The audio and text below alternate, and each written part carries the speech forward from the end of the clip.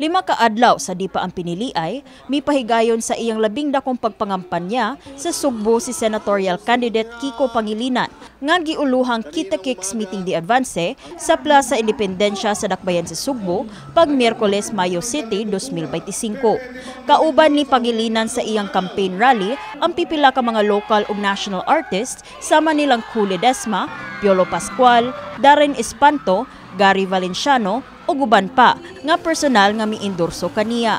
Nalambok ang resulta ng pagiging tapat, pagiging totoo at pagiging merong kakayahan sa pamumuno.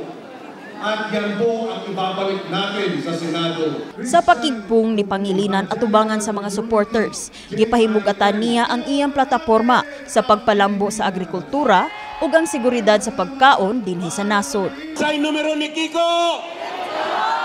Daghan kayong salamat.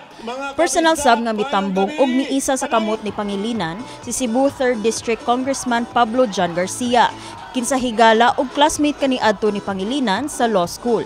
Gihisgutan ni Garcia ang pagserbisyo ni Kiko niadtong kanhi senador pa kini ug niadtong ilang panahon sa law school. Sukad masukad, wala gyud may lambigit sa bisan unsa nga kontrobersya. Limpyo og tarong si Kiko Pangilinan.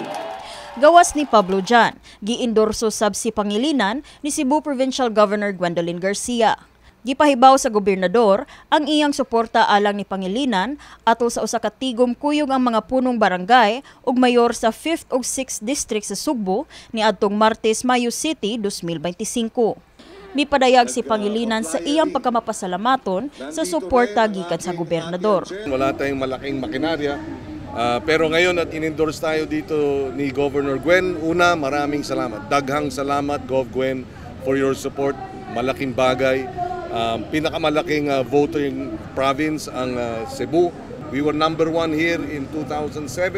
Medyo matagal na panahon yun, pero reminder lang, sabi ko nga, na talagang nung nag-number 1 tayo, sabi ko, intelligent voters talaga ang mga Cebuano. Gani, bisag sa kamalampuson siyang rally ug sa iyang pagsaka sa mga senatorial candidate survey sa miaging mga buwan, asoy ni Kiko nga wala sila mi kumpiyansa ug magpadayon gihapon ang ilang paningkamot sa pagpangampanya sa mga nahibiling adlaw sa wala pa ang piniliay. It's a very tight race, so we will not let our guard down hanggang sa dulo, araw-araw. Talagang susuyurin natin ang iba't ibang parte ng bansa. And we ask our supporters to do the same. Sabi nga nila, the race is far from over.